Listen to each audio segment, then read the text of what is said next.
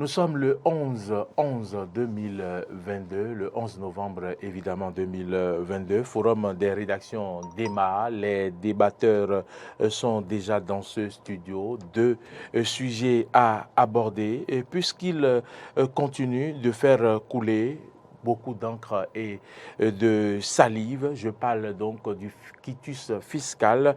Nous en parlons encore dans ce numéro du Forum des rédactions. Premier sujet à aborder, quitus fiscal au Bénin.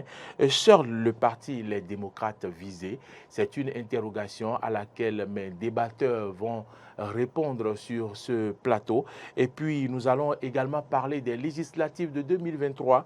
Comment se fera le contrôle de l'utilisation des moyens de l'État? Une autre interrogation à laquelle les invités, les débatteurs vont répondre également sur ce forum. Madame, Messieurs, merci de votre fidélité à cette émission. Nous allons observer une courte virgule pour vous présenter les débatteurs sur ce plateau.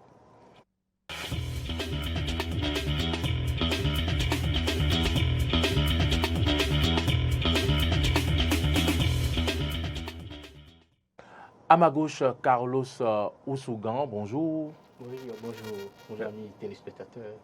Merci d'avoir accepté notre invitation. Vous êtes journaliste, directeur de Radio Univers, la radio universitaire qui émet depuis le campus universitaire d'Abo-Benkalavi. Oui, bien sûr. Merci d'avoir accepté notre invitation. À ma droite, on ne le présente plus. Laurent Roland Tonekes, bonjour. Maurice Agua, bonjour. Bonjour amis téléspectateurs et amis internautes. Vous êtes journaliste, analyste politique, vous êtes très connu, donc ce n'est pas la peine d'aller dans d'autres détails pour vous présenter. Merci pour votre disponibilité de tous les instants. Quitus fiscal avant le dépôt des dossiers de candidature et on en parle encore, même s'il ne reste que 3 quitus fiscaux pour les démocrates et que ce parti n'est pas le seul dont les candidats ont souffert et continuent de souffrir du précieux sésame. Et certains y trouvent quand même de l'acharnement. Le quitus fiscal, payer ses impôts, c'est d'abord, comme c'est inscrit dans l'article 33 de la Constitution, c'est un devoir citoyen, Laurent Roland Tonekes. Oui, je crois que payer ses impôts relève d'une responsabilité civique. Et donc, tout citoyen qui vit dans un pays doit pouvoir savoir payer ses impôts, qu'il soit de l'opposition ou de la mouvance. C'est une responsabilité parce qu'il faut ces tasses-là pour mobiliser les ressources et travailler dans le pays. Bien évidemment, d'ailleurs, ces mêmes sous qui sont cotisés retournent encore pour entretenir les acteurs politiques ou payer les salaires dans une certaine mesure. Donc, quiconque n'assure pas cette responsabilité, en tout cas, ne répond pas à ces exigences. En réalité, c'est quelqu'un qui est contre le développement de son pays. Donc, j'estime que oui, ça n'a pas de couleur, payer les impôts, que vous soyez maçon, menuisier, que vous soyez ministre, président de la République, que vous soyez député, que vous soyez maire, conseiller communal, que vous soyez journaliste, pourquoi pas. Vous devez payer vos impôts parce que, d'ailleurs, là où vous avez loué, peut-être vous payez le loyer, donc indirectement, le propriétaire paye les impôts. S'il ne paye pas les impôts, c'est un problème. Et même si c'est votre maison, vous payez les impôts. Et d'ailleurs, même quand vous allez acheter, vous payez la TVA. Tout ça, là, c'est des taxes qu'il faut payer. Et quand vous avez, en tout cas chez vous aussi, vous devez pouvoir, sur votre salaire, il y a des taxes qui, normalement, on doit prélever, que vous devez payer comme impôt. D'ailleurs, moi, je sais qu'on prélève une partie sur ce que je prends par mois à Eden TV, qui est versé dans la caisse de l'État. Donc, j'estime que tous ceux qui, au-delà de toute considération politique, c'est normal que le citoyen qui vit dans un pays participe à la mobilisation des ressources dans ce pays en payant ses impôts. C'est sans débat.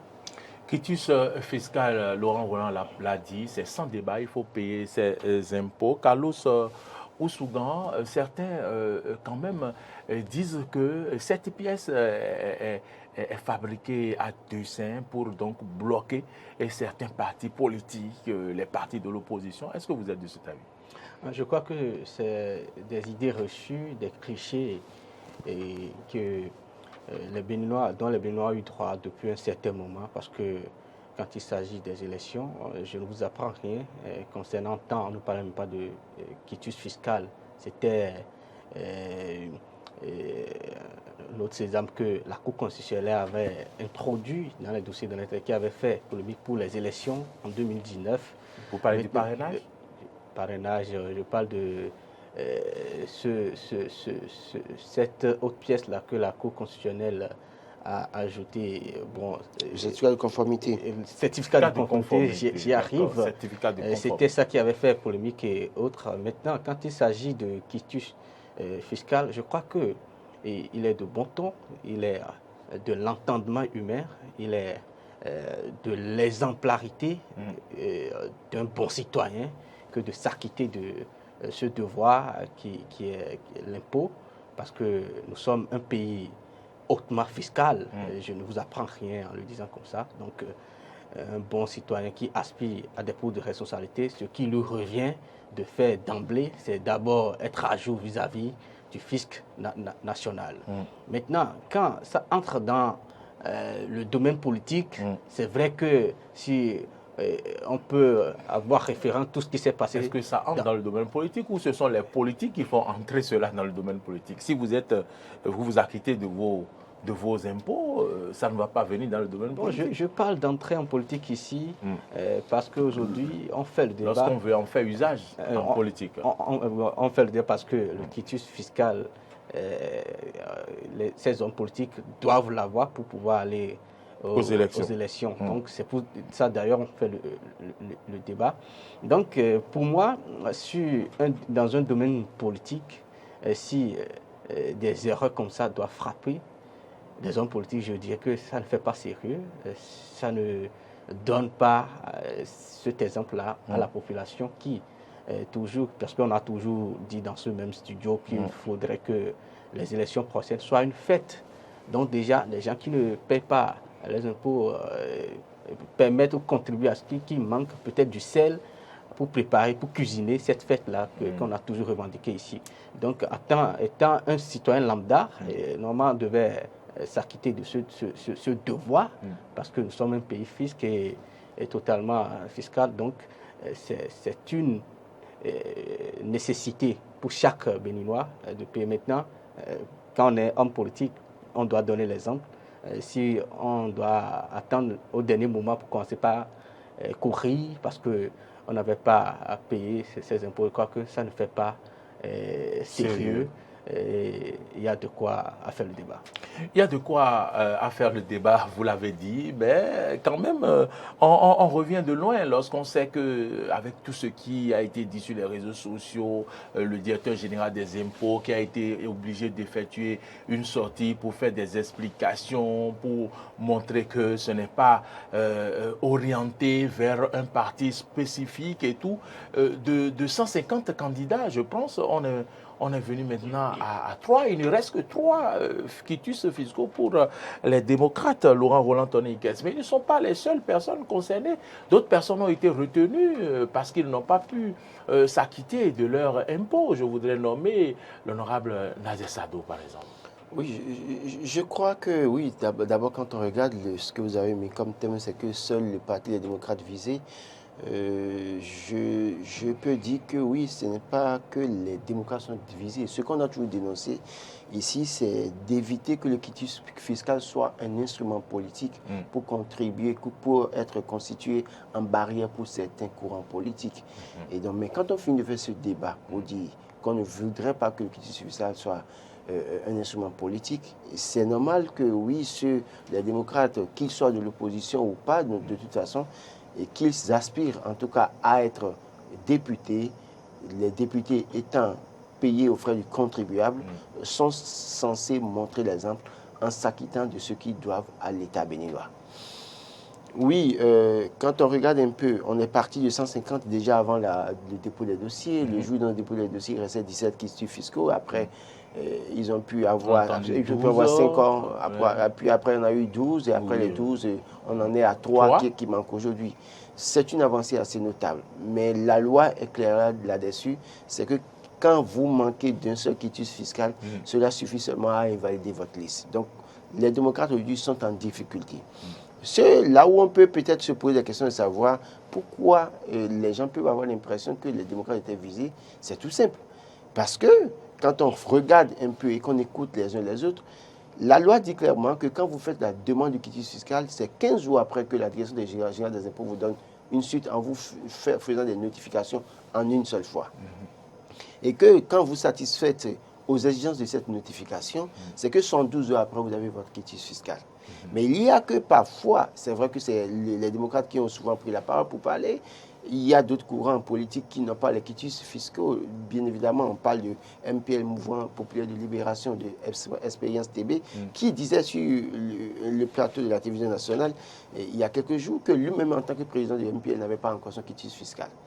Donc, ceux-là n'ont pas voulu parler parce que les démocrates, ayant vu ce qu'ils avaient subi par le passé, subi en 2019, bien évidemment, et les situations, les mécanismes mis en place pour les exclure dans une certaine mesure, ils sont ceux qui vivent en prenant la parole. Donc, d'aucuns pensent que c'est de la victimisation, mais moi je pense que dans une certaine mesure, quand vous êtes sous l'arbre et que vous ne parlez pas, vous recevrez constamment la fiente d'oiseaux sur votre tête. Oui, mais ils ne sont pas seuls. Oui, mais écoutez, chacun défend, chacun court. J'ai cité l'honorable Sado. Il y a d'autres candidats de l'UP qui sont dans le cas. Chacun court et utilise les moyens à sa disposition pour se faire entendre, pour avoir satisfaction, pour ne pas subir les mêmes sorts qu'ils ont subis par le passé. Je ne dis pas qu'ils sont... tout ce qu'il dit là, il faut soutenir tout de go. Mais c'est leur stratégie à eux pour que le peuple puisse être à témoin, la communauté internationale soit prise à témoin de toute façon pour qu'il soit suivi. Donc quand on finit de dire ça, j'estime fondamentalement, je l'ai dit, je n'accepterai pas la délinquance fiscale dans mon pays. Je suis citoyen. Même si je ne suis pas fonctionnaire de l'État, je sais qu'on a toujours défendu l'intérêt des travailleurs et des aspirants pour dire qu'il faut les payer 12 mois sur 12. On a défendu les fonctionnaires pour dire qu'il faut travailler pour la réévaluation salariale. Et bien évidemment, donc pour ça, on ne peut pas être en train de faire cette lutte et encourager la délinquance fiscale. Tous ceux qui doivent de l'argent à l'État doivent pouvoir payer. S'ils ont des éléments pour contredire la direction générale des impôts, qu'ils apportent les preuves pour prouver qu'en réalité, ce qu'on leur reproche, ce n'est pas ça. La preuve, Noureddine Achadé, vice-président du Parti des démocrates, de 86 millions, en apportant des preuves de ce qu'il ne doit pas autant, c'est revenu à 4 millions, il a payé les 4 millions pour prendre son quitus fiscal. Mais quand on finit de dire ça et qu'on voit maintenant que du côté de la mouvance aussi, il y a des gens qui n'ont pas payé les impôts, on se pose des questions. Comment des gens qui sont là à critiquer les opposants, soutiens d'un pouvoir dit de la rupture, sont incapables d'être en règle vis-à-vis du fisc. Et pire, quelqu'un qui est questeur de l'Assemblée nationale. C'est un exemple et il faut décroyer ça. Et je dis, et j'insiste là-dessus, je crois que je l'ai dit ce matin sur Matin d'Éden, je le dirai jamais assez. On nous dit que c'est parce qu'ils ont eu d'impôts et qu'ils n'ont pas payé. J'ai lu pour Rouimbo 679 millions de francs CFA à payer. Est-ce à dire que parce qu'ils ne sont pas positionnés sur la liste, qu'ils ne vont pas payer les impôts? Ils sont tenus de payer, de nous rembourser nos sous. Parce qu'on en a besoin, fondamentalement, on en a besoin. Donc j'estime que oui, pour moi, quand on regarde un peu la situation, on comprend qu'on ne peut pas dire que les démocrates sont visés. Mais dans une certaine mesure, les situations ont amené beaucoup à avoir des réactions, à se poser des questions pour dire pourquoi. Et alors, peut-on dire, Carlos Ousougan, que la DGI a alors fait son travail? Sinon, on n'aurait pas dû comprendre que des gens comme Nazer Sado n'ont pas payé leur impôt. Ils auraient pu dissimuler cela. Penser ainsi, c'est peut-être être noviste ou n'être pas averti dans tout ce qui se passe comme politique dans le monde et au Bénin, parce que depuis un moment, il faut avoir le courage de le dire, la politique au Bénin a pris une proportion où ce n'est pas ce qui est clair qui est clair. Il faut le dire ainsi. Vous voulez dire qu'il y a des idées derrière peut-être? Il y a tellement de schémas, tout ce qui se passe aujourd'hui, quand bien même il y a des gens de la mouvance dont les noms sont cités, qui n'ont pas leur quitus fiscaux, moi. Je me suis dit, il faut être peut-être un homme, un béninois lambda d'un certain degré pour y faire foi d'emblée. Parce que je ne vous apprends rien que par le passé, il y a eu même des rencontres avec le chef de l'État sur cette affaire de certificat de conformité et autres. Et le chef d'État les appelait pour dit, mais la loi, c'est la loi, donc on doit répondre. Rien ne prouve que tout ce qui se passe aujourd'hui, que ce n'est pas des schémas politiques et autres. Ceux-là parce que ne doivent pas réellement nous sommes à l'État. Nous sommes sur un terrain politique et tous les coups sont permis. Maintenant, je reviens aux démocrates.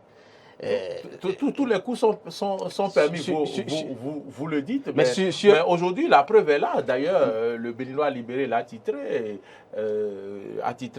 ce matin que le quitus fiscal, c'est la pièce qui ne connaît ni mouvancier ni opposition. Et on l'a affiché sur notre petit écran. Ça ne connaît ni mouvance ni opposition. Oui, Béninois libéré est dans son rôle de journaliste et qui ne peut que donner l'information qu'il a à son niveau. Et on ne peut pas l'envelopper pour ça. Mais si on doit analyser de fond en comble tout ce qui se passe aujourd'hui, il y a de quoi à n'être pas d'emblée à accueillir avec ovation tout ce qui se passe sans lui accorder un certain sceptisme. Vous êtes sceptique, mais l'on nous apprend que le BA a présenté quand même un dossier clean. Et si les gens n'ont pas rempli leurs conditions, on n'en serait pas. On n'en serait pas là. Oui. Si la DGI a fait son boulot, c'est le lieu de le dire. La DGI a fait son boulot, je dirais que c'est étonnant que c'est à la veille des élections qu'on apprend que même il y a des hommes politiques qui occupent des hautes fonctions de la République qui doivent au fisc national. Ça, c'est cette responsabilité. Moi, je pense qu'elle est imputable. Vous la prenez. C'est bien que vous la preniez ou pas? Elle est imputable aussi, bien sûr, hors système de cette direction-là, parce que je crois que le fisc, si vous ne payez pas, je vois les agents des mairies parcourir les ruelles pour imposer aux paisibles populations de payer les fiscs, ou parfois même on vient avec les huissiers fermer les entreprises et autres. Mais si on attend ça, je dirais que certainement parce que nous sommes aujourd'hui sur un terrain politique, il faut peut-être montrer qu'il y en a aussi bien dans la mouvance que de l'opposition. Sinon, il y a de quoi être sceptique sur tout ce qui se passe aujourd'hui. Moi, je pense que les noms qu'on a cités... Non, je ne veux même pas parler des propos de Carlos Sousa. Je veux parler des noms qui sont relayés abondamment depuis quelques jours. Et moi, je dis une chose, c'est-à-dire que si le Parti des démocrates voulait positionner Nazer Sado, le parti se donnerait les moyens de le positionner. Si le parti voulait positionner Elisabeth Agbosaga, épouse Jawad, le parti se trouverait les moyens de le faire. Et quand je prends par exemple Nazer Sado, le bruit déjà courait qu'il ne serait pas positionné. Et lui-même avait même dit qu'il se soumettrait à la décision de son parti. Cela suppose que... Mais d'autres l'ont dit, Damassi aussi l'a dit, mais il a été positionné finalement. Mais il n'est pas titulaire. Oui, mais titulaire ou pas, il est positionné. Oui, maintenant, quand je prends Rouimbo, qui doit 679 millions là, s'il doit réellement ce montant, c'est normal qu'ils ne soient pas en mesure de payer 679 millions, qu'ils disent, parce que c'est beaucoup d'argent. Et c'est pourquoi je dis, le fait qu'on dise qu'ils doivent de l'argent et que c'est pour ça qu'ils n'ont pas été positionnés, ne doit pas effacer la dette, ce qu'ils doivent à l'État. Parce que nous montrons 679 millions et que c'est pour ça qu'ils ne pouvaient pas payer, qu'ils n'ont pas été positionnés. On s'en fout. Qu'ils s'arrangent. Il est de chez moi, je suis derrière, mais je m'en fous. Il doit aller à l'État, il n'a qu'à payer à l'État. On a besoin de modules de Casa Alada chez lui. On a besoin d'aménager des centres de santé dans certaines localités chez lui. Les 679 millions, non-positionnement ne veut pas dire effacement de la dette. Il doit pouvoir comprendre ça. Mais quand on revient faire un calcul déjà terre à terre déjà même, pour les élections communales à Alada, Rouimbo est UP, mais l'UP a été battu par le BR. Donc c'est un peu un payant essentiel sur lequel on peut se baser pour avoir une victoire. Pourtant à Alada aujourd'hui avec l'UP. Donc il faut changer les têtes. Donc il y a des éléments qui pouvaient motiver les partis à ne pas positionner les éléments dont on parle. Il y a bien d'autres éléments pour lesquels. En dehors de ça, parce que je suis sûr que si les partis voulaient réellement les positionner, les partis trouveraient les moyens de les positionner. Est-ce que c'est au parti de payer 600 millions de dettes fiscales pour les députés? Écoutez, pour des partis, les gens mobilisent les sous en leur sein pour payer. Vous, Mori Agua, si vous êtes populaire à Gouagon, je sais que je ne vais pas vous amener à prendre ce risque. Moi, je ne fais pas la politique. Pour affronter votre oncle. Moi, je suis apolitique. Voilà, parce que votre oncle n'est pas prêt à partir. Donc, quiconque voudrait l'affronter là-bas. Vous m'informez là. Vous voulez le faire partir, vous? Non, en tout cas, de toute façon, quiconque tente de vouloir l'affronter là-bas, là, paye sa cash. Vous voulez le faire partir? Ce que je veux dire, c'est quoi? Si vous, à Goua, vous êtes mourir à Goua, j'allais dire aide-moi à Goua. Si vous mourrez à Goua, vous êtes influent chez vous à Goua. Et qu'on sait qu'avec vous, on peut faire la razzia dans votre circonscription électorale, je crois que le parti va faire tout pour vous arranger la situation. D'accord? Mais si on estime qu'à un moment donné, vous n'avez plus ce poids que vous avez en temps, c'est qu'on peut se passer de vous et mettre d'autres personnes. Donc, il y a bien d'autres considérations qui peuvent motiver le non-positionnement de certaines personnes. Et c'est pourquoi je dis alors, si ce n'est pas cette considération, et que c'est seulement alors pour les impôts qui n'ont pas été positionnés, cela ne veut pas dire effacement de la dette. Il faut qu'on soit clair dessus. Et on veut voir clair. Le jour, parce que Lucien Ouimbo doit pouvoir nous sortir les 669 millions de sa poche. C'est bien là, s'il faut aller. Puisqu'on a vu, quand Diavon... Il devait être positionné sur quelle liste? Sur UP. Et pourquoi ces genres de problèmes ne se posent pas avec le BR? Est-ce qu'il y a des députés qui n'ont pas été positionnés pour ça, en ce qui concerne le bloc républicain? Non, le bloc républicain, on dit que des gens n'ont pas été positionnés parce qu'ils n'ont pas cru devoir payer. C'est-à-dire qu'ils ne pouvaient pas payer. Et donc, moi, j'estime... Si je vous pose la question, oui, c'est pour vous montrer que... Non, je vous dis, concernant Sadola, tout le monde savait qu'il avait déjà dit qu'il se soumettrait à la décision de son parti. Comme plusieurs d'autres députés, je l'ai dit. Mais écoutez, ils sont nombreux à être positionnés finalement. Donc, ils ont pu régler leur dette. Oui. C'est parce qu'à un moment donné, ils étaient plus des pions essentiels sur lesquels on peut compter. Carlos Moussougan, la Sénat donc, a fait les remarques à plusieurs partis politiques et ces partis-là disposent donc de 112 heures pour revenir régler les problèmes. Moins de 112 heures moins de 112 heures, d'accord. Pour régler les... Est-ce qu'on peut espérer, en dehors du parti FN... Nouvelle Force Nationale. Nouvelle Force FN, qui est déjà considérée out. Est-ce qu'on peut espérer avoir tous les autres partis sur la ligne de la compétition, la ligne de départ? En tout cas, le fait d'être sceptique dans l'émission d'aujourd'hui me permet d'emblée peut-être d'augurer qu'on risque de ne pas avoir certains partis pour les prochaines élections. Parce que quand vous voyez les taux faramineux de dettes impayées par certains de ces partis politiques, il y a de quoi à être sceptique, ou il y a de quoi à conjecturer que nous sommes certainement dans une certaine mesure dans le risque de pouvoir dire qu'il y a de quoi avoir de crainte. Que certains partis ne seront pas sur la ligne de départ. Quand je prends par exemple les démocrates, les trois qui n'ont pas encore eu leur quitus fiscaux, si je les prends, si vous prenez les montants qui ont été dévoilés sur eux, il y a de quoi avoir de crainte. Je me pose d'emblée la question de savoir où est-ce que ceux-là peuvent trouver ces montants s'ils ne risquerait pas d'entrer peut-être dans des analyses où on leur collerait que c'est des gens qui ont fait des paradis fiscaux et autres. Je ne vous apprends rien. Nous sommes en politique. Ils ont demandé une souscription volontaire. Je trouve que c'est des fonds vraiment. Avez-vous déjà donné votre part pour les aider? Pour moi, il y a de quoi alerter. Il y a de quoi être vraiment sceptique. Je pense qu'on ne peut pas les poursuivre pour paradis fiscaux ou bien pour blanchiment d'argent. Pourquoi? Parce que quelqu'un que vous imposez à hauteur de 800 millions est censé avoir 4 à 5 milliards sur son compte. Ça veut dire que si les gens arrivent à payer les 800 millions pour impôts et qu'on en arrive à leur parler de paradis fiscaux ou bien de blanchiment encore, ça veut dire qu'on veut une chose de son contraire. Parce que si on vous impose à hauteur de 800 millions, ça veut dire que vous avez un chiffre d'affaires de 4 à 5, 6, 7 millions. Donc on devait poser déjà en amont le problème du nombre de milliards que vous avez sur votre compte avant de vous imposer. Qu'est-ce qui vous a amené à ce que vous fassiez des affaires qui exigent que vous payiez 800 millions d'impôts? Donc quand vous dites ça et que la personne paye et que vous voulez encore amener d'autres débats, je crois que ce serait de mauvaise foi, en tout cas pour ma part.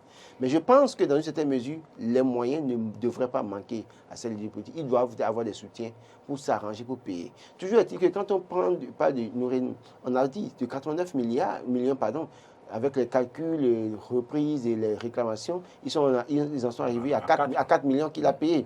Donc, en l'état, 800 millions, d'accord, mais ils peuvent chercher à voir. Je prends Justin Adjovi, à qui on demande 600 millions.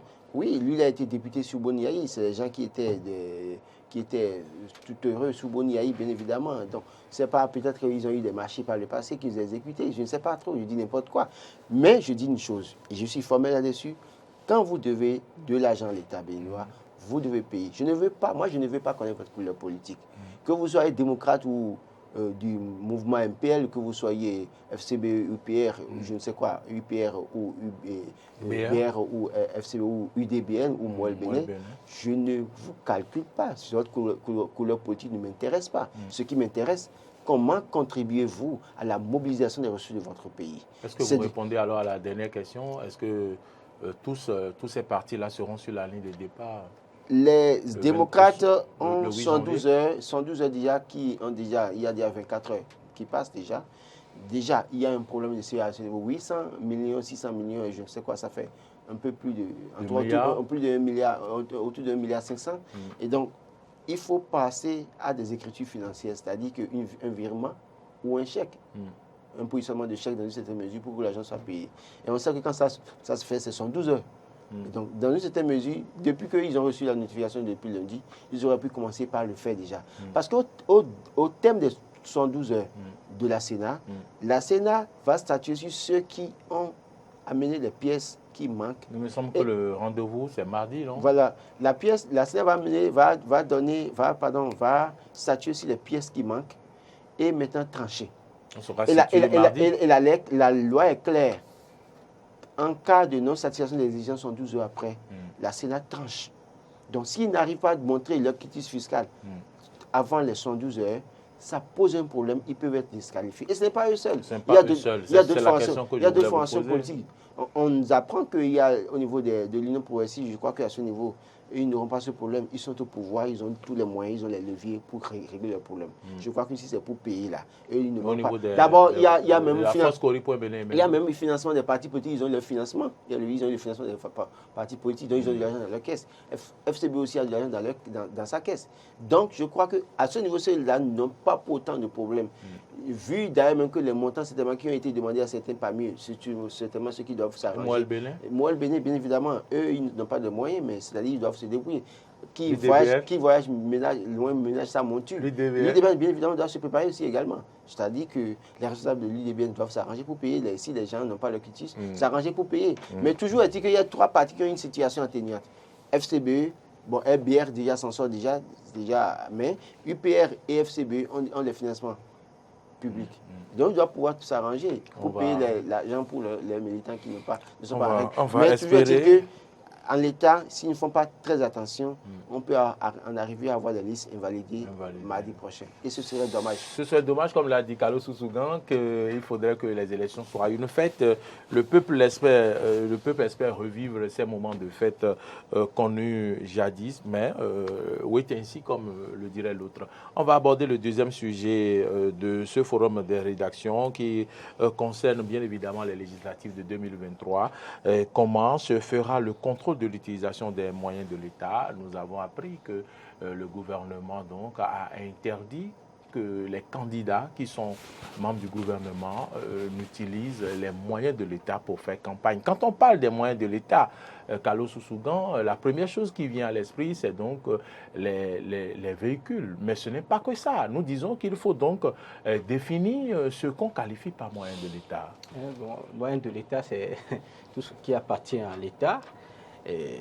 Qui n'appartient pas à l'individu, qui est bien, pouvant l'aider à se déplacer et aussi pour régler certains besoins en ces temps de politique. C'est vrai que quand on parle de moyens de l'État, quand on dit moyens, automatiquement l'idée qui vient à la tête, c'est d'abord les véhicules et autres. Et c'est de ça qu'on a le plus besoin pour les campagnes. Pour les campagnes. Mais ce n'est pas que ça.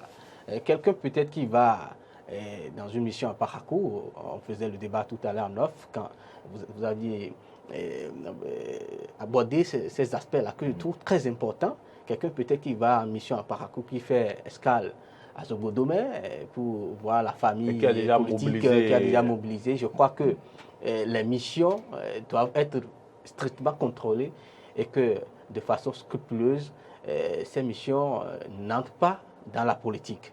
L'autre chose aussi qu'il faut voir quand on parle de moyens de l'État, je sais que nous sommes tout au moins à une époque de la rupture où, quand on parle de moyens de l'État, c'est le gouvernement en place, il faut l'avouer, il faut avoir ce courage-là de le dire. Il fait un travail de fond en comble. Aujourd'hui, on n'entend plus les sirènes dans les contrées. Oui. Dans les contrées. Aujourd'hui, on ne voit pas les enfants de ministres venir en véhicule dans les écoles et collèges pour les études et autres. Donc, je trouve qu'il y a déjà un travail psychologique qui a été déjà amorcé. Et on n'aura pas comme par le passé cette pagaille qui s'observait, ou même un chef de l'État en exercice qui faisait campagne a fait écraser un bien matériel, l'hélicoptère. Un Premier ministre, autant pour moi, a fait écraser l'hélicoptère du Bénin. Et je crois que pour cette époque, il y a eu un changement profond de paradigme où même s'il y aura des gens, des brebis galeuses qui vont pas respecter, vouloir sortir des rangs pour ne pas respecter cette exigence de l'État de ne pas utiliser le moyen de l'État, ça ne serait pas trop comme par le passé. Laurent Olatonekes, à quoi pensez-vous? Comment y arriver? Si on sait que de votre bureau, vous pouvez utiliser le téléphone et mobiliser la base, c'est quand même les moyens de l'État que vous utilisez. Les tickets valeurs que vous allez, dont vous êtes doté, s'il faut acheter le carburant dans votre véhicule personnel, vous avez donc utilisé les moyens de l'État. Comment faut-il faire pour contrôler tout ça? Déjà, il faut préciser que quand on parle du moyen de l'État en période électorale, il faut situer qui sont les plus en vue. Et les plus en vue ici, c'est ceux qui soutiennent le pouvoir en place, qui sont derrière des postes de responsabilité, qui sont ministres, députés, en tout cas cadres, DG, dans certaines mesures. Donc il faut déjà situer, puisque les opposants n'étant pas partie prenante du pouvoir, donc n'ont pas les moyens, à moins qu'ils aillent négocier. Et là encore, ce serait une erreur de leur part parce que ça peut les rattraper.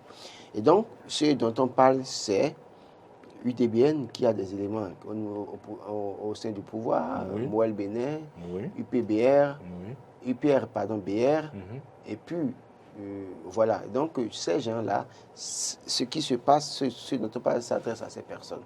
Pour dire, vous de pouvoir faire très attention et comprendre qu'entre votre volonté d'être député et les moyens qu'on met en discussion pour votre mission républicaine, il y a une différence. Et donc, on doit pouvoir faire attention. Et puis, non seulement ça, vous avez parlé des tickets valeurs. Les tickets valeurs, bien évidemment, il faut que les cadres à divers niveaux fassent le point des tickets valeurs attribués à chaque cadre. C'est-à-dire que quand on prend un directeur, il faut qu'on sache combien de tickets valeurs il a pris courant le mois de novembre. D'abord, la fréquence à laquelle il utilise les tickets valeurs, on doit pouvoir savoir. Et savoir quelle quantité il faut lui en donner. Et faire un suivi rigoureux. Parce qu'il ne suffit pas de dire, il faut contrôler s'il viendra en ville avec la voiture, plaque immatriculée bleue, plaque bleue du gouvernement. Il ne suffit pas de voir s'il va prendre du carburant dans sa voiture personnelle avec les tickets valeurs. C'est au niveau des structures déjà qu'il faut commencer le contrôle. En somme, est-ce que ce contrôle-là est possible, enfin, véritablement? Le contrôle, praticabilité. Le contrôle là ne peut pas être véritable à 100%. C'est vrai qu'il y a des gens qui vont laisser leur peau dans cette lutte-là. C'est-à-dire qu'on va trouver toujours des boucs émissaires. Pour montrer que le système fonctionne, les personnes qui ne se prendraient pas au sérieux serviront de boucs émissaires. Parce qu'on le sait, et ils le savent, nous le savons tous, qu'il y a des cadres parmi eux, ils vont utiliser les moyens de l'État et personne ne pourra en parler. C'est que vous allez en souffrir, mais vous ne pouvez rien faire dans une certaine mesure. Mais toujours est-il qu'il faut commencer par éduquer le citoyen, le cadre béninois, pour qu'il comprenne le sens du civisme, le sens de la responsabilité publique. On doit pouvoir savoir que là, maintenant, ma liberté s'arrête et je dois pouvoir me prendre au sérieux. ça éduque les prochaines générations futures, ça éduque les jeunes dans une certaine mesure. Mais si vous voyez en campagne, quelqu'un qui est en campagne avec sa voiture plaque bleue dans une certaine mesure, même ce n'est pas que les plaques bleues, malheureusement, c'est ce que beaucoup ne comprennent pas. Il y a des véhicules plaques blanches qui appartiennent à l'État. Et personne ne le sait, parfois. Et donc, on a comme l'impression que c'est quand on voit bleu, qu'on dit qu'on va crier. Il y a des structures, aller dans les structures, les véhicules, c'est immatriculé, c'est plaques bleues. Plaques blanches. Et malheureusement, ça appartient à ces structures. Mais les gens conduisent ça allègrement, vous allez penser que c'est pour eux. Mais ce n'est pas pour eux. Donc, il y a un certain nombre de choses. Ceux-là qui sont sur le terrain, qui vont distribuer les tickets valeurs citoyens, là, si quelqu'un voit ça, il n'a qu'à flasher et envoyer. Parce qu'il y a des gens qui, sur le terrain, vont donner des tickets valeurs. Oui, ça se passe. Ça se passe où les gens donnent des tickets valeurs sur le terrain, en allant rencontrer la population, et on distribue les tickets valeurs, et les gens commencent à faire les rangs dans les stations pour demander à ce qu'on leur fasse le change. Je crois que c'est des choses à décourager. On ne doit pas encourager ces choses-là. Les gens doivent pouvoir prendre conscience pour dire, écoutez, nous sommes là pour notre pays, et nous devons nécessairement faire l'effort d'être exemplaires et permettre à ce que notre pays continue de vivre avec le peu de moyens que nous avons. Ce que vous dites n'est pas faux, puisque c'est dans ce pays même qu'on a interdit les regroupements lors des campagnes, qui vous souviennent, lors de la période difficile traversée à cause de la Covid-19. Mais pourtant, les gens n'ont pas respecté. On a vu des photos circuler où il y a eu la mobilisation générale et avec aucune précaution en ce qui concerne les gestes barrières. On a dit qu'il n'y a pas de mobilisation de plus de 50 personnes. Mais dans ce pays, papa le ministre est décédé et les gens remplissent une église. Oui. Plus de 50 personnes. Donc ça veut dire que les hommes doivent venir du haut. Est-ce que ce n'est pas des éléments qui peuvent amener à être dubitatifs par rapport au respect de cette décision? Dubitatifs, nous le sommes déjà parce que connaissant le Béninois qui a cette difficulté à respecter les prescriptions, il y a de quoi avoir le doute. Mais l'autre truc aussi qu'il faut dire, c'est vrai qu'il y a des exigences, il y a la loi, en même temps il y a l'esprit de la loi aussi qu'il faut aussi l'esprit de la loi. On a dit dans ce pays, les week-ends, il ne faut pas sortir les véhicules. Qu'est-ce que vous mettez dans l'esprit de la loi? Quand vous parlez par exemple de... vous faisiez allusion à ces obsèques d'un ministre au temps de Covid. Je crois que c'est des exceptions. Et vous-même, vous savez que... Faut-il toujours envoyer l'exception? Non, c'est ce qu'il faut dire. C'est pourquoi tout à l'heure je dis que... Allez-y, en Afrique, on accompagne les morts, on célèbre les morts, au lieu de célébrer les vivants. Pas seulement quand il y a des obsèques, on y va pour célébrer les morts, mais il y a ce Tadaï-là qui dit « faut y mettre en fond » pour dire et quand quelqu'un est en difficulté, il faut... Donc la loi dispose en tout cas, est là pour les uns, pour les autres encore différemment. Donc ce n'est pas que ça. Ce qu'il faut voir dans mon analyse, c'est qu'il y a la loi. Mais il y a en même temps également l'esprit de la loi. Donc parfois il peut arriver. Donc il faut regarder, il faut voir l'esprit de la loi pour certains et pour les autres, il faut appliquer la loi durement. Il pourrait arriver qu'on utilise les moyens de l'État pour la campagne? Bon, la campagne, ça dépend de ce qu'on y met. Écoutez, on ne peut pas encourager ça. Il peut arriver. Carlos, on ne peut pas encourager ça. Bon, supposons qu'il y a une mission. Il n'y a aucune raison pour encourager ça. Une mission internationale, par exemple, qui vient au Bénin. Et le ministre qui est en campagne doit aller rencontrer peut-être un chef de l'État qui vient au Bénin. Il peut profiter pour en faire campagne. En cela, on peut exiger l'esprit de la loi et regarder dedans. Mais cela ne veut pas dire que... Vous avez déjà ça concentré. Diogono a déjà attaqué pour dire de ne pas considérer mission républicaine et mission autre. Je crois que Diogono a déjà attaqué l'autre. Voilà. Et vous savez celui dont je parle. Parce qu'il a profité pour faire l'autre. Au moment où Diogono faisait son tour, l'autre aussi a profité pour faire son tour. Au moment où les gens démissionnaient, ils sont partis, lui faisait aussi son tour pour mobiliser la troupe, pour rassurer les autres, ceux qui restent. Mais Diogono l'a attaqué. Et l'autre aussi a répondu. Je crois que je n'ai plus souvenir de là où j'ai mis. En tout cas, j'avais archivé ça. Okay. Donc, ça a commencé déjà entre eux. Donc, c'est pour dire ce que vous dites là. Il est en campagne. Il y a une mission républicaine à laquelle on lui a confié là. Il quitte le terrain politique, il va finir ça et il finit là. S'il vient à Cotonou, attendez, s'il vient à Cotonou, attendez, laissez-moi finir. Si c'est pour aller représenter l'État à Lokossa, il finit Lokossa, il veut aller à Djougou, là, chez lui, là, pour faire campagne, là. Il gare la voiture à Lokossa, son chauffeur retourne à Cotonou avec le véhicule du ministère et il prend son véhicule personnel pour partir. Écoutez, on ne peut pas continuer à encourager ça. C'est dans ce pays, on disait ça, on dit que oui, mission républicaine, et l'autre est allé casser notre hélicoptère. Qui a réparé? Qui a acheté ça à sa place jusqu'aujourd'hui? Mais je trouve qu'aujourd'hui, il y a un travail... Écoutez, l'hélicoptère que l'État a cassé à Djougou là... Il y a un profond travail qui a été déjà fait à ce niveau. Oui, mais si le profond travail est fait, que vous dites... Si le profond travail est fait, ce que vous dites là... Il faut... Si le profond travail est fait, ce que vous dites là, c'est pas encouragé. L'État a cassé notre hélicoptère là. Qui a changé, qui a acheté ça, qui a payé les dommages. Je crois que cette époque est révolue. C'est pas révolu. Par rapport à tout ce qui se fait. C'est pas révolu. C'est l'argent que mon père a payé comme impôt et ma mère a payé comme impôt. Ne dites pas ça, c'est ce que vos parents payent comme impôt. Et lui, il se lève parce qu'il veut être président, il va casser notre hélicoptère. Et vous dites que c'est cassé volontairement. Mais on s'en fout. Attendez, pourquoi vous dites que c'est... Ne dites pas que c'est révolu. Ne dites pas que c'est révolu, hein. C'est notre argent.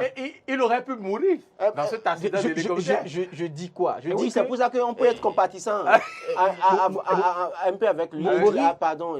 Mais au fil, il a utilisé les moyens de l'État à une période où il ne devait pas l'utiliser. Est-ce que parce qu'il y a les élections, que l'État va aller en congé?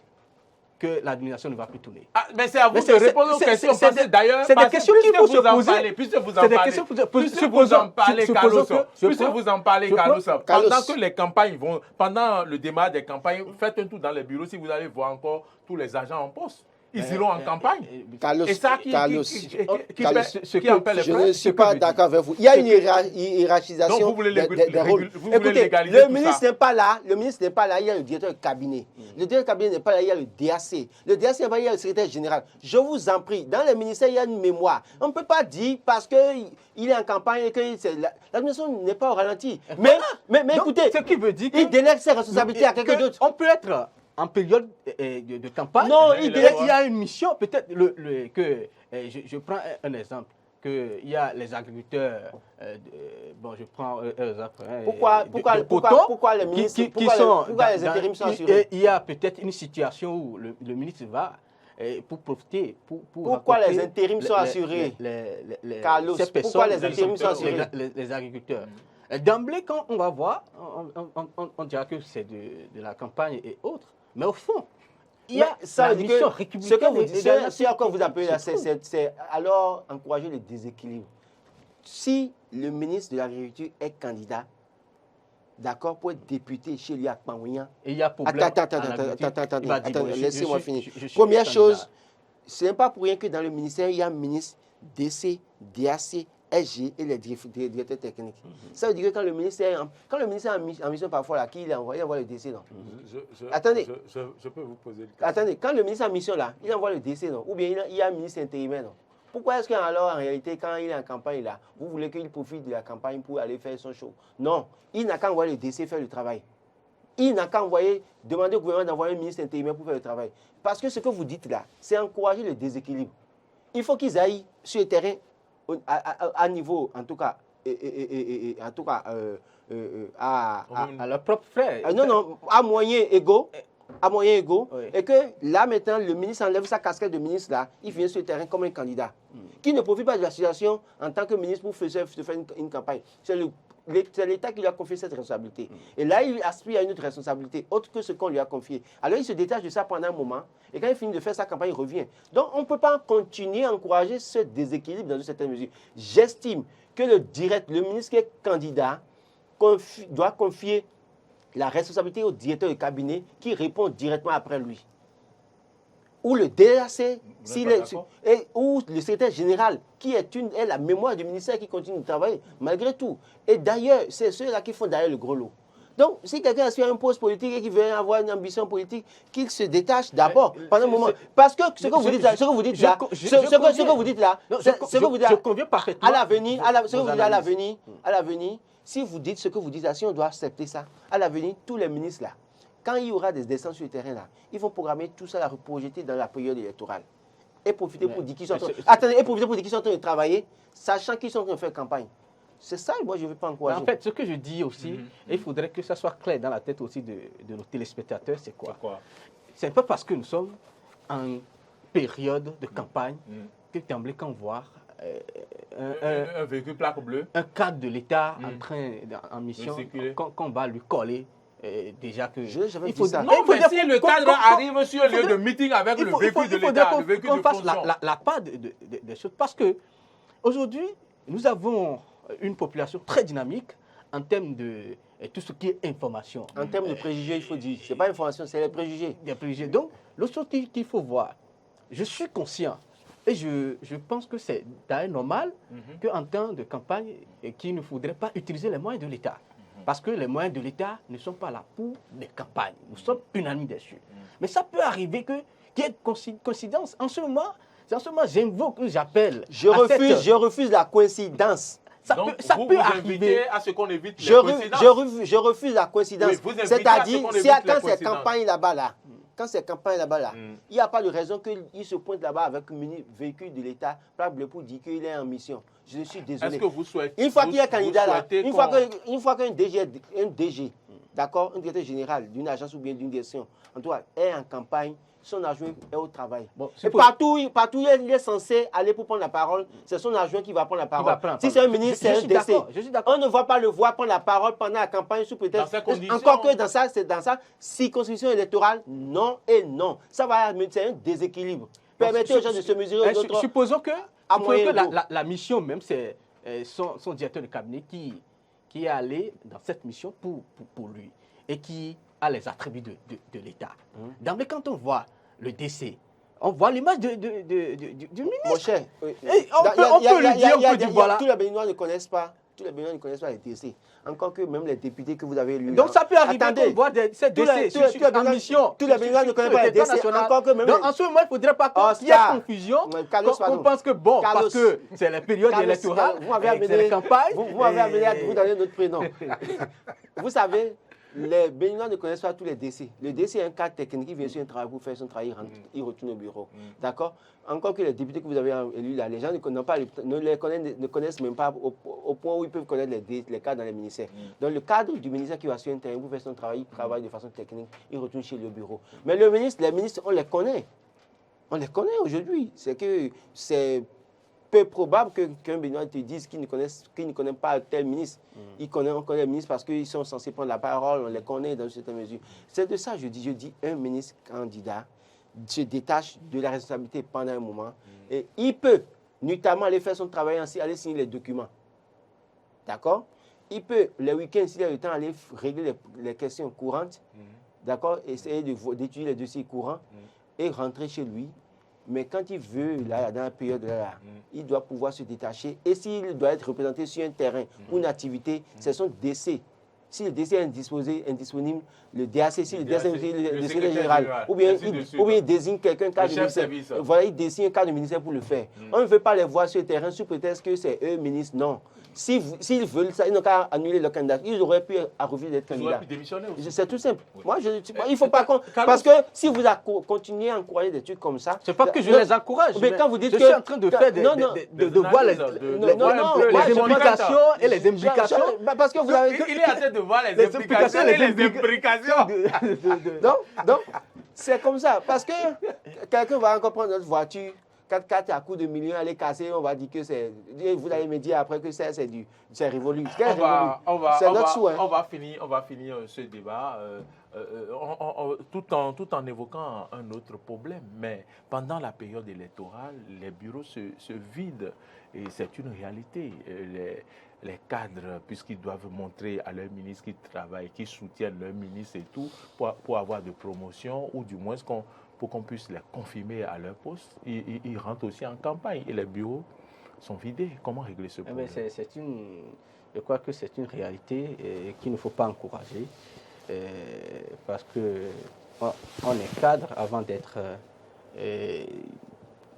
avec un ministre, puisque le ministre, je crois que c'est comme de l'allocation où un jour on peut partir. Mais le travail républicain doit continuer. Et on doit interpeller ou appeler la conscience de ces cadres-là en 7 ans, bientôt on va entrer dans les campagnes, et il ne faudrait pas qu'en période de campagne, qu'on ne le retrouve pas. Je voudrais même profiter de cette occasion pour appeler aussi les citoyens à faire cette veille. Et si un citoyen va dans une administration et ne trouve pas un cadre qui est censé lui donner satisfaction, il a tous les moyens de le décrire, il a tous les moyens d'intenter ce cadre-là à la justice. Parce que il n'y a que nous n'avons pas la culture d'intenter quelqu'un, de porter plainte contre les cadres. On ne peut que parler, ça s'arrête là. Je crois qu'on doit faire la veille et on doit suivre de près. Si quelqu'un laisse son pouce pour aller battre campagne, il aura certainement les journalistes qui feront aussi le constat pour informer. En guise de mot de fin, qu'est-ce que vous avez à dire en ce qui concerne les deux sujets abordés en quelques secondes? Je pense que, comme je l'ai dit à l'entame, il ne faudrait pas que nous continuions à vivre le scepticisme quand il s'agit des élections. Parce qu'il y a des actes qui rattrapent. Parce que par le passé, il y a eu même des rencontres, mais pourtant, toujours est-il qu'il y a des partis politiques qui n'ont pas pu participer à cette fête nationale. Donc, j'interpelle tous les acteurs et les structures qui travaillent pour que les élections se passent bien et que tout le monde puisse participer. Il ne faudrait pas qu'on continue par vivre toujours dans ce flou où il y a des schémas sur schémas, des stratégies sur stratégies. C'est vrai que nous sommes dans un domaine politique où tous les coups sont permis, dit-on. Les gens ont cette fierté de le dire ainsi, mais je crois qu'il faudrait que chacun joue son rôle, chacun travaille à ce que la paix puisse être de mise en ces périodes de campagne, pour que tout le monde, tous les Béninois puissent se sentir chez eux, et tous les Béninois puissent participer à cette fête, qu'on n'en arrive plus à constater un taux d'abstention. Il y aura d'autres structures qui vont dire c'est tel taux qui a participé aux élections, pendant que la CENA viendra donner un autre taux. Donc je crois que ça y va pour l'intérêt de toute la nation. Et pour la paix au Bénin, Laurent, on l'attendait, qu'est-ce votre mot de fin? Non, je crois que pour la paix au Bénin, c'est que chaque acteur, je le dirais jamais assez, fasse ce qu'il doit faire. Que chaque acteur comprenne qu'en réalité, nous sommes là, d'accord, mais après nous partirons, le Bénin restera. Et si le Bénin restera, que faisons-nous pour assurer, en tout cas, celle qui étudie le béninois, que faisons-nous pour assurer, garantir la paix au béninois? C'est notre responsabilité de savoir où nous posons les pas, ce que nous faisons, quelles décisions sont les décisions que nous prenons. Et qu'est-ce que nous faisons pour que les acteurs politiques, bien évidemment, que ce soit journalistes, que ce soit président de la Sénat, que je sois directeur général des impôts, que je sois président de la République, que je sois ministre ou député, qu'est-ce que je fais pour garantir la paix aux Béninois? Les Béninois en ont déjà marre de la cherté de la vie. Et s'il faut en rajouter des troubles post-électoraux ou pré-électoraux, c'est un problème. Et c'est vrai qu'il faut sensibiliser les jeunes pour dire aux jeunes, écoutez, ne vous laissez pas manipuler, allez travailler, parce qu'autant qu'ils sont de la mouvance ou de l'opposition, chacun prêche pour sa famille et se bat pour sa famille, les intérêts de sa famille, pas pour vous. Le forum de rédaction, c'est fini pour ce vendredi. Merci à vous de nous avoir suivis, toute l'équipe de production et de réalisation, Marcel Yedo et bien sûr Alain Alou. Et à la diffusion, c'est bien Martin Toïsset et puis notre community manager qui vous a permis de suivre l'émission en direct sur les réseaux sociaux. C'est Modeste Rouné-Kondi. Merci à vous tous de nous avoir suivis. Carlos Ousougan, merci d'être venu. C'est un plaisir pour moi. Laurent Roland-Tonekes, merci à vous. Merci à vous aussi et merci à tous ceux qui nous ont suivis. On se donne rendez-vous vendredi prochain. Nous restons ouverts à vos commentaires. Merci de liker l'émission et puis de la partager. Et merci une fois encore. On se donne rendez-vous pour la semaine prochaine et à très vite.